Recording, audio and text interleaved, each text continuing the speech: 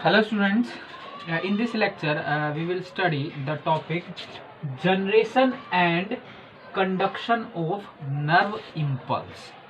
तो सबसे पहले हमें इसमें ये समझना कि what is nerve impulse.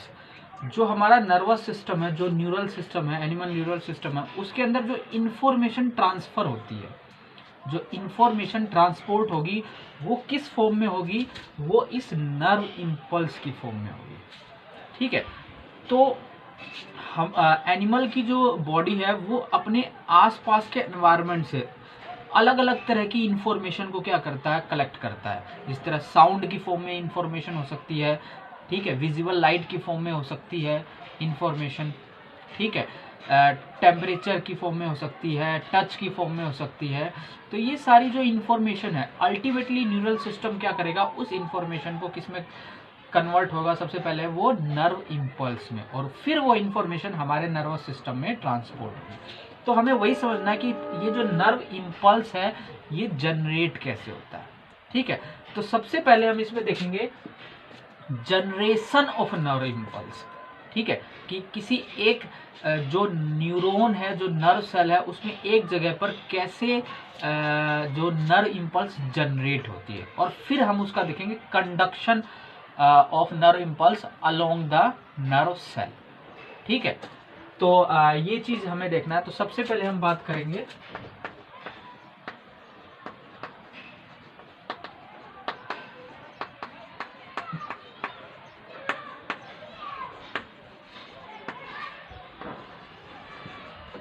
Nerve impulse. ठीक है, तो इसमें मैं आपको एक चीज बता दूं,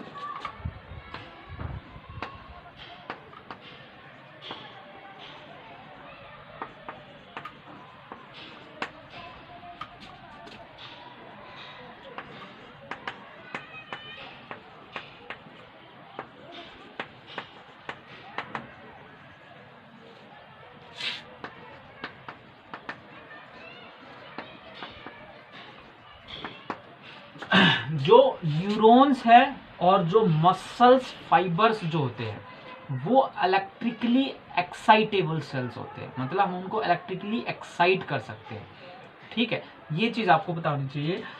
तो जब नर्व सेल हो चाहे मसल सेल्स हो, जब वो रेस्टिंग स्टेट में होती है,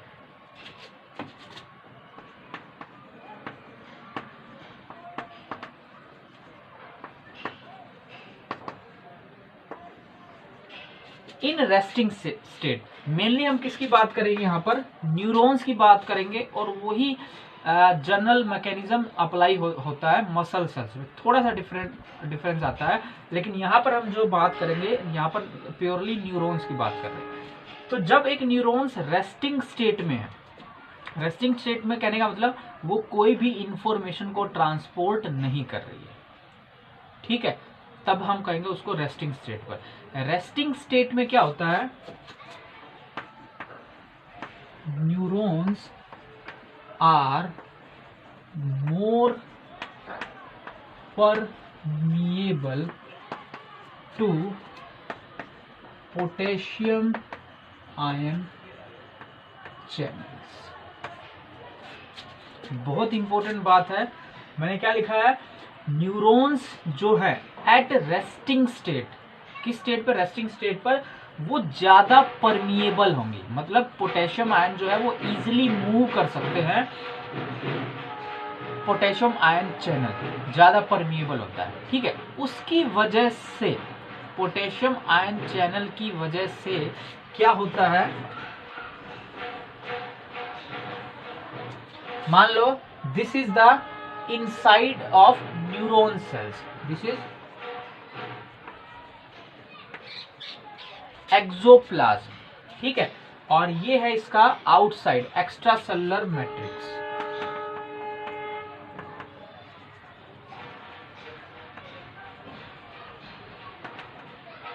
क्या है, extra cellular matrix.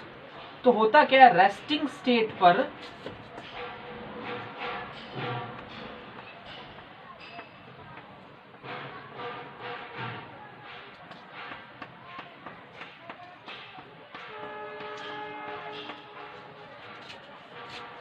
Resting state पर क्या होता है कि कंपैरेटिवली जो कैटायंस हैं वो एक्सोप्लाज्म में कम होते हैं और जो और जो एक्स्ट्रा सेलुलर मैट्रिक्स है उसमें कैटायंस ज्यादा होते हैं कंपैरेटिवली।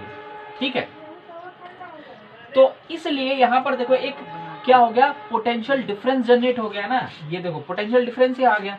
इस पोटेंशियल डिफरेंस को हम कहते हैं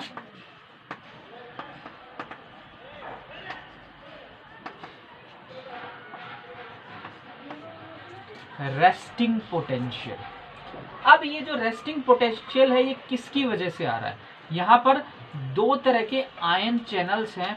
सबसे पहले मैं आपको आयन चैनल्स के बारे में थोड़ा बता देता हूं। जो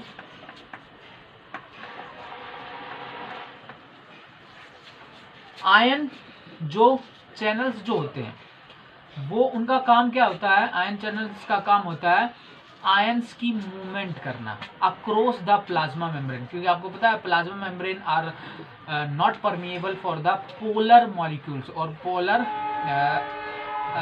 आयंस। ठीक है, आयन जो होते हैं पोलर ही होते हैं, तो उनकी मूवमेंट के लिए कोई ना कोई एक स्पेशलाइज्ड प्रोटीन होगा। यहाँ पे क्या है? Channel protein. ये दो तरह के होते हैं।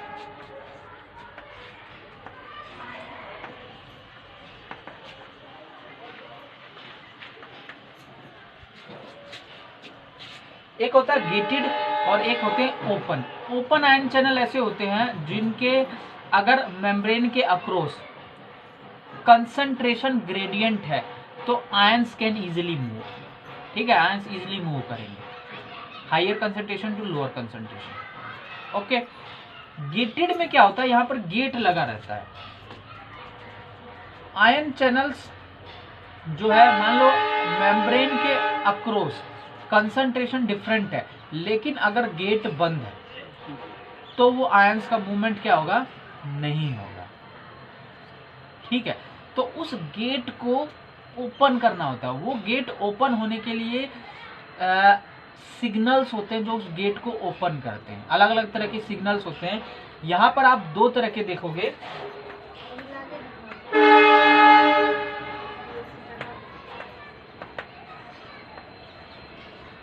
यहां पर आप दो तरह के आयन चैनल देखोगे, गेटेड आयन चैनल। एक तो वोल्टेज गेटेड और दूसरा लाइगेंड गेटेड।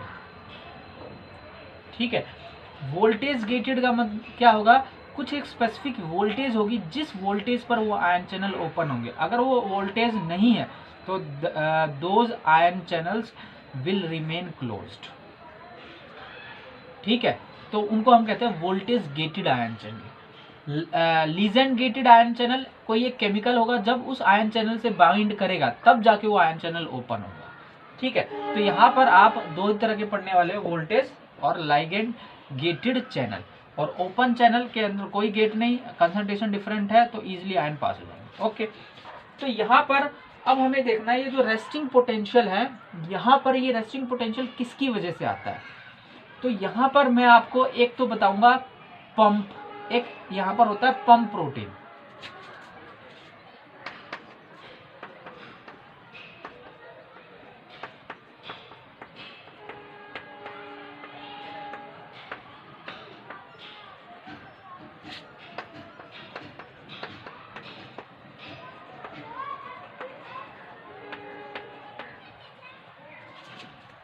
ये दो प्रोटीन, एक ये पंप है और ये एक आयन चैनल प्रोटीन है। ठीक है, आयन चैनल है। इन दोनों की वजह से क्या होता है? रेस्टिंग पोटेंशियल होता है। तो ये जो पंप है काफी इंपॉर्टेंट पंप है। इसका ये करता क्या है? ये पंप 3 सोडियम आयन को क्या करेगा? ये सेल के जो 3 सोडियम आयन को इस सेल से बाहर निकालता है। ठीक है, ये क्या करता है?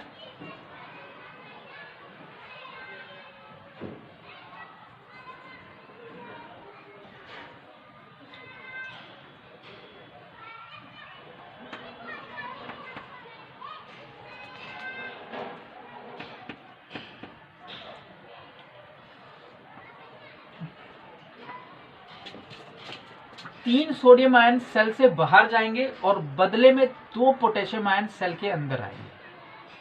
इससे क्या होगा, जो सेल के अंदर पोटेशियम आयन की कंसंट्रेशन ज्यादा होगी और सेल के बाहर सोडियम आयन की कंसंट्रेशन ज्यादा होगी। ये भी ध्यान रखना है। एट रेस्टिंग स्टेज क्या होता है, concentration of potassium ion high inside the cell, inside the nerve cell, and concentration of sodium ion is high outside in the extra cellular fluid. Okay, और ये क्या कर रहा है, ये जो सोडियम आयन और पोटेशियम आयन है, ये क्या कर रहा है, पंप कर रहा है by using ATP. Sodium potassium ATP is pump, ठीक है। एटीपी को यूज करके ये क्या कर रहा है, 3 सोडियम आयन बाहर फेंक रहा है और 2 सोडियम आयन इससे अंदर आ रहे हैं। तो नेट अगर आप देखोगे तो नेट एक जो पॉजिटिव चार्ज है वो क्या हो रहा है, सेल से बाहर जा रहा है, यानी कि सेल के अंदर पॉजिटिव चार्ज की कमी हो जाएगी। इसलिए हमने यहाँ पर क्या लिखा है, नेगेटिव। नेगेटिव लिखने का मतलब क्या हुआ कि जो कैटायंस है वो अंदर कंपैरेटिवली कम है और कैटायंस बाहर कंपैरेटिवली ज्यादा है। तो अंदर का नेगेटिव पोटेंशियल और बाहर का पॉजिटिव पोटेंशियल, ये जब होगा जब रेस्टिंग स्टेट हो, ठीक है। और इसको हम कहते हैं रेस्टिंग पोटेंशियल। ओके, और इसी स्टेट को हम कहते हैं पोलराइज्ड स्टेट। जब कोई भी मेम्ब्रेन रेस्टिंग स्टेट में होती है, जब बाहर पोटेंशियल ज्यादा हो अंदर पोटेंशियल कम हो, तो उस स्टेट को हम कहते हैं पोलराइज्ड स्टेट। क्या स्टेट है ये,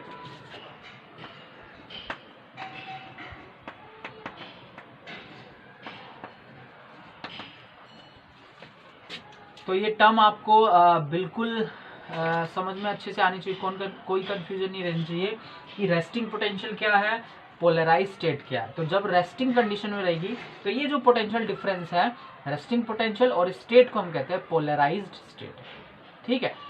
अब जब क्या होगा,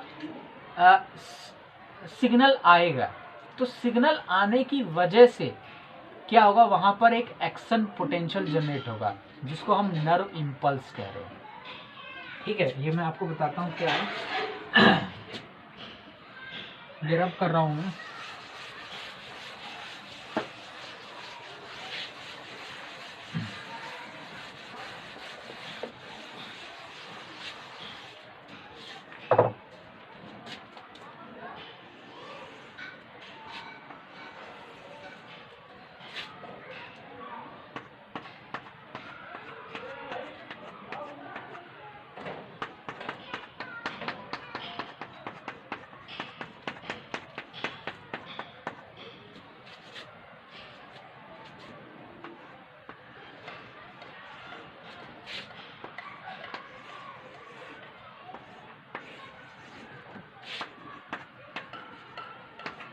देखो, ये मान लो मैंने एक लार्ज एरिया दिखा दिया सेल का, और ये रेस्टिंग स्टेट पे अभी इसमें मैंने 3 रीजन दिखा दिए, ए, बी और सी रीजन। ओके, तो क्या हुआ, मान लो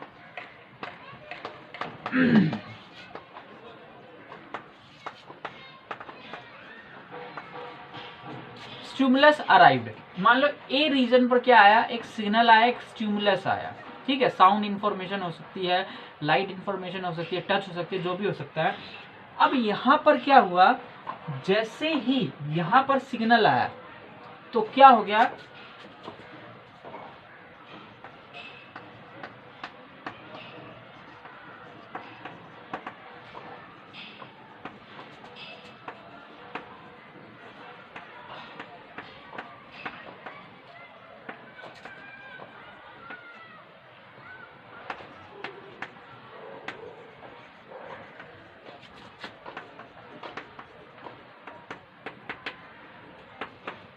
ये देखो रेस्टिंग स्टेट पे क्या था, जो मेम्ब्रेन थी ज्यादा परमिएबल किसके लिए थी, फॉर पोटेशियम आयन।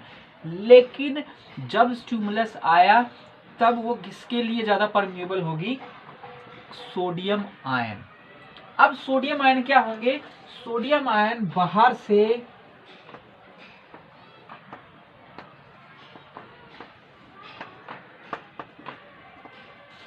सेल के अंदर आने लग जाएंगे, ठीक है। और जिस आयन चैनल के थ्रू आएंगे उसको हम क्या कहेंगे,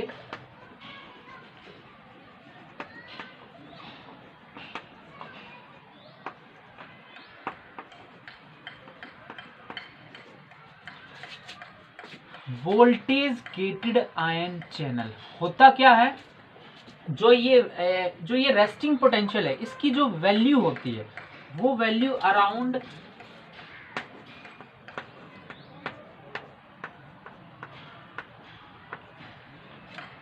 -70 मिली वोल्ट। तो यहाँ पर जो 70 है मैग्नीट्यूड है, मैग्नीट्यूड मिली वोल्ट में है, काफी है। एक वोल्टेज का 1000 मिली वोल्ट होता है ना पार्ट, तो यहाँ पर 70 मिली वोल्ट है। अच्छा, ये माइनस क्यों लगा है? माइनस ये जो वर्ड है ये इस मेम्ब्रेन के अंदर की तरफ, मतलब फ्लूइड की तरफ, सेल के अंदर जो फ्लूइड है उसकी तरफ जो हम साइन दिखाएंगे वही साइन हम रिप्रेजेंट करेंगे वहां पर। ठीक है, तो यहाँ पे हमने नेगेटिव साइन दिखा रखा है, इसलिए हमने वहां पे नेगेटिव साइन रिप्रेजेंट किया। इसका मतलब ये रेस्टिंग स्टेट में है। रेस्टिंग स्टेट में जो पोटेंशियल होता है वो कितना होता है? -70 मिली वोल्ट। ठीक है, अब जैसे ही सिग्नल अराइव हुआ तो इसका जो रेस्टिंग पोटेंशियल है वो -70 से थोड़ा सा कम हो जाता है, -60 या -50। जैसे ही वो -60 या -50 आएगा, उसकी वजह से, उस वोल्टेज की वजह से वोल्टेज गेटेड आयन चैनल क्या हो जाएंगे? ओपन हो जाएंगे। ठीक है, there will be opening of voltage gated sodium ion channel. जैसे ही सोडियम आयन चैनल ओपन होगा, सोडियम कहाँ आ रहा है? अंदर की तरफ, तो अंदर पॉजिटिव चार्ज बढ़ेगा, सोडियम आयन के ऊपर पॉजिटिव चार्ज है तो अंदर की तरफ पॉजिटिव चार्ज हो जाएगा। बाहर से सोडियम आयन अंदर आ रहा है तो बाहर की तरफ कंपैरेटिवली कैटायन कम हो जाएंगे। तो यानी कि ये जो प्लस माइनस है ये रिवर्स हो जाएगा। क्या हो जाएगा? बाहर की तरफ अब क्या हो जाएंगे?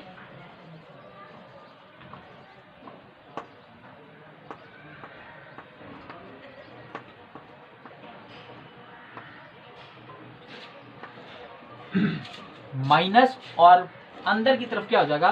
प्लस। तो पोलैरिटी जो थी वो क्या हो गई? चेंज। अब ये जो पोटेंशियल आया है, ठीक है, एक तो ये प्लस में होगा, ठीक है, और इसका जो मैग्नीट्यूड होगा वो थोड़ा डिफरेंट होगा। तो इस पोटेंशियल को आप कहोगे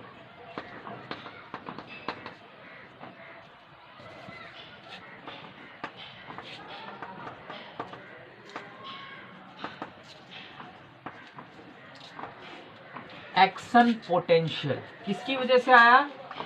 due to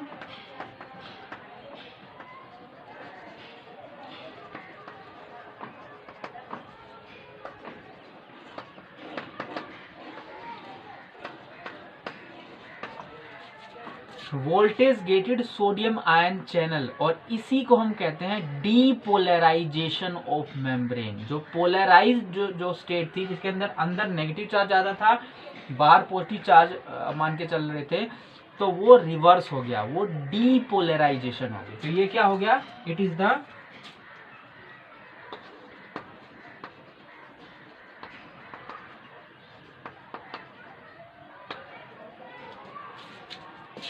depolarisation of the membrane.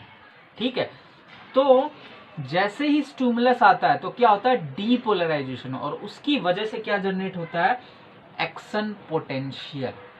And this action potential is the information.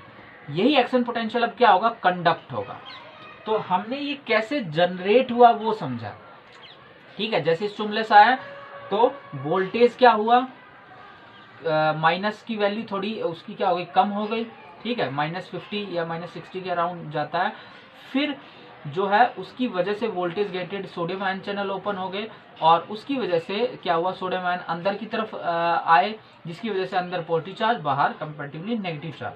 इसकी जो वैल्यू होती है वो होती है +30 मिली वोल्ट। प्लस क्यों लगाया? क्योंकि अंदर की तरफ प्लस है।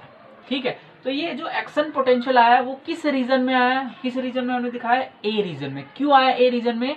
क्योंकि ए रीजन के जो है वो क्या हो गए हैं?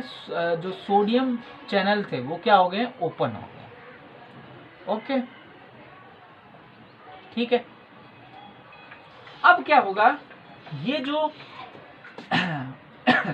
सोडियम आयन चैनल ये जो ओपन रहेगा, ये काफी कम समय के लिए ओपन रहता है। ठीक है, इन मिली सेकेंड्स, 4 मिली सेकेंड्स। उसके बाद ये आयन चैनल बंद हो जाएगा, आयन चैनल बंद होगा, सोडियम आयन की एंट्री बंद हो जाएगी। फिर क्या होगा, फिर जैसे ही सोडियम आयन चैनल बंद हुए तो क्या ओपन हो जाएंगे, voltage gated potassium ion channel. क्या होगा,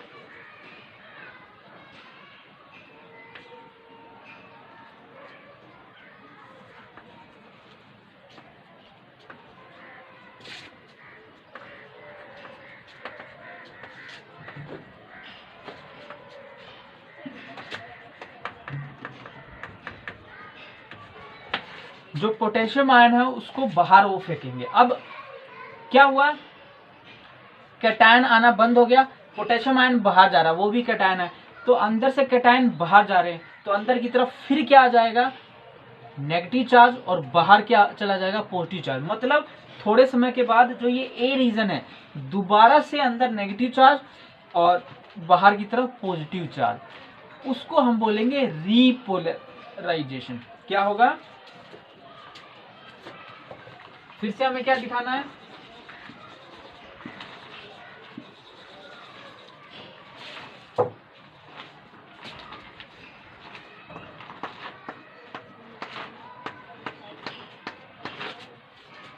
दिस इज रीपोलराइजेशन।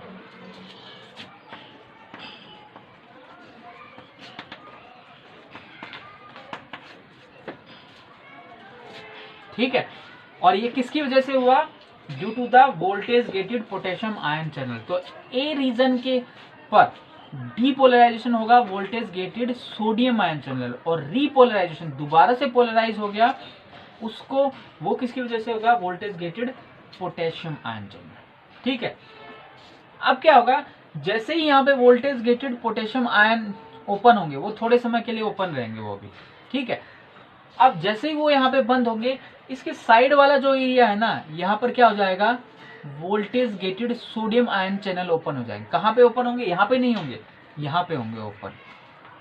ठीक है, यहाँ पे जैसे ही voltage gated sodium ion channel open होंगे तो ये क्या होगा, फिर से अंदर आने लग जाएगा, सोडियम आयन अंदर आएगा, तो अंदर की तरफ क्या हो जाएगा, पॉजिटिव चार्ज, बाहर की तरफ नेगेटिव चार्ज। ठीक है, जो चीज यहाँ हुई है सेम चीज यहाँ पर होगी। ठीक है, तो यहाँ पे जो एक्शन पोटेंशियल था, अब वो कहाँ पे ट्रांसफर हो जाएगा, यहाँ पे। हमें ट्रांसफर देखना था ना, कंडक्शन। अब मैं आपको बता रहा हूँ कंडक्शन कैसे होता है। तो जब यहाँ पे रीपोलराइजेशन होगी तो यहाँ पर क्या हो जाएगी, डीपोलराइजेशन। ठीक है, फिर थोड़े समय बाद यहाँ पे रीपोलराइजेशन हो जाएगी, आगे क्या हो जाएगी, डीपोलराइजेशन। तो ऐसे क्या होगा, जो एक्शन पोटेंशियल है वो एक जगह से दूसरी जगह पे क्या करता रहेगा, मूव करता रहेगा, ड्यू टू किसकी वजह से, due to the opening and closing of voltage gated sodium ion channel and potassium ion channel. ठीक है, तो ये था आपका generation and conduction of nerve impulse. इसमें आपको ओवरऑल क्या याद रखना है, रेस्टिंग स्टेट पर किस आयन चैनल की परमिएबिलिटी ज्यादा होती है, पोटेशियम आयन की। ठीक है, जिसकी वजह से रेस्टिंग पोटेंशियल होता है। वहां पे मैंने आपको एक pump, sodium potassium ATPase pump क्या करता है वो आपको पता होना चाहिए।